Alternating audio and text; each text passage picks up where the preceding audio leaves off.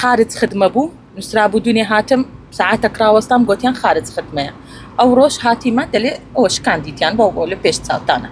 أو ذا سبب تشيش كانديتي لوش كانديتيان أو نازان زرلك بأي وجيشتوا طبعا بچه دقاتن زرل بچه دقا همو كاتك زرل بچه دقاتن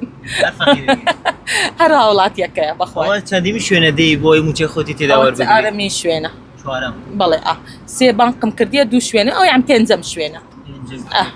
سێ بانقەکەش هەر سێ بانقەکەش قەپاتە سیستەمەکە کامل ڕاوەستاوە یان تەنها ئەمە نسرا بوو لەسەری خارج الخدمة يعني نسرا بوو خارج الخدمة بس مصرفەکان دوونێ چوم قەپات بوو لەوێن دەرپرسیم لە شوێنەکە لە ڕۆیال مۆڵز پرسیم گوتیان هەر نەمایە ئەو بانقە نەمایە باشە خەتایمە چیە لێرە بانق نەمایە داواکاری چیە؟ داواکاری دەکەم زوو حکومەت بێتە سەرخەت بزانیتن ئەو بانقا کە بەخۆی یان ئەوەیان دایتێ موافقەیان دایتێ کە ئەو پارانە ئەوان دابین بکەنەوە يعني ئەگەر ئەو مەصرفە معتەمەد نییە ئەمەی خاصەتەن ئەوی کارتی مەصرفی بەغدادی لێیە هەیتی لە بۆمان بگەڕێنەوە سەر مەصرفە چیکە حتى بتانین معاشمان وەرگین تەنها ئەو مانگە کێشەیە بۆیان مانگەکانی تریش ئەمن ئەوە یەکەم مانگمە بەخۆم لێرە ئەوە وەردەگرم ئەو جا کێشەی لە بۆم دروست بووە ئەمن پێشتر هەر لە دائیرە معاشەکەم داهات لە بۆم